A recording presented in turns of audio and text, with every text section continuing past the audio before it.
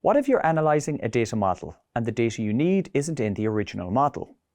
If it's possible to derive the data from the original model, you can use DAX, Data Analysis Expressions, to create custom calculations to generate the data. In this video, you'll learn about DAX and explore the basic syntax of DAX formulas. AdventureWorks needs to identify its top-selling products and calculate its revenue.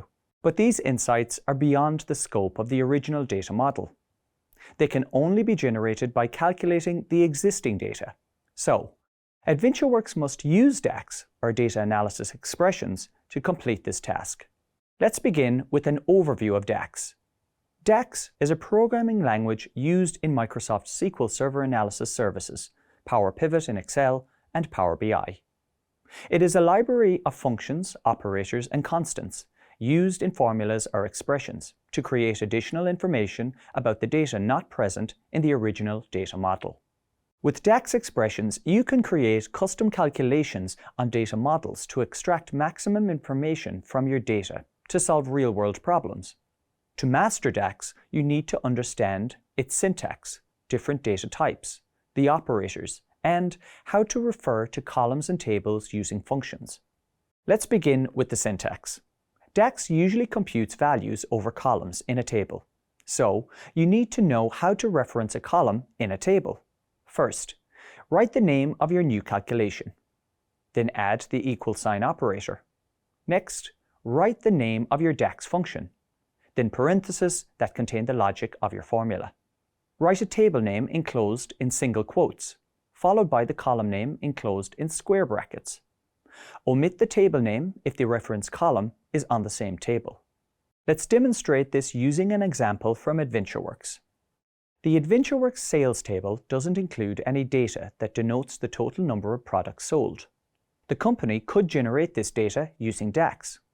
In the DAX expression, sales is the table name followed by the column name quantity to be referenced, and sum is the DAX aggregation function.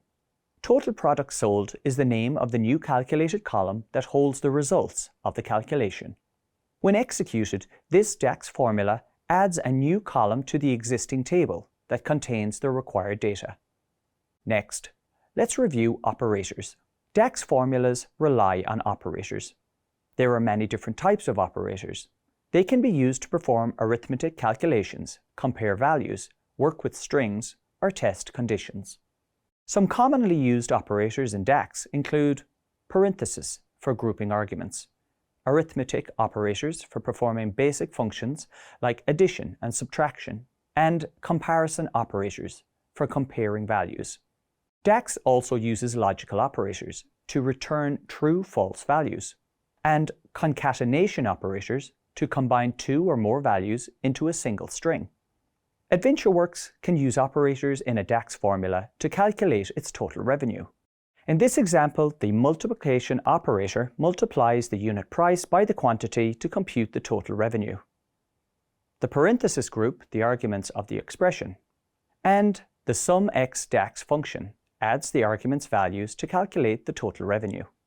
Finally, let's move on to DAX functions. DAX functions perform various calculations, manipulate data, and create custom expressions. As you discovered in an earlier example, AdventureWorks need to calculate their total revenue, and they can perform this calculation using the SUMX DAX function. For now, you just need to be familiar with the concept of functions. You'll explore functions in more detail later in this lesson. It's also important to understand that DAX is not just about formulas and functions. It involves understanding the data model, the relationships between tables, and the context in which calculations are made.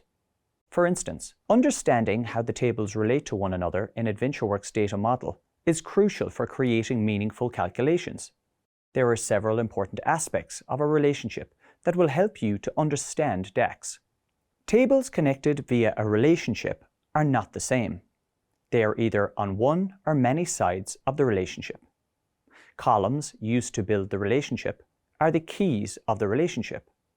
The column on one side of the relationship needs to have unique values, and tables relationships can be either single or bidirectional.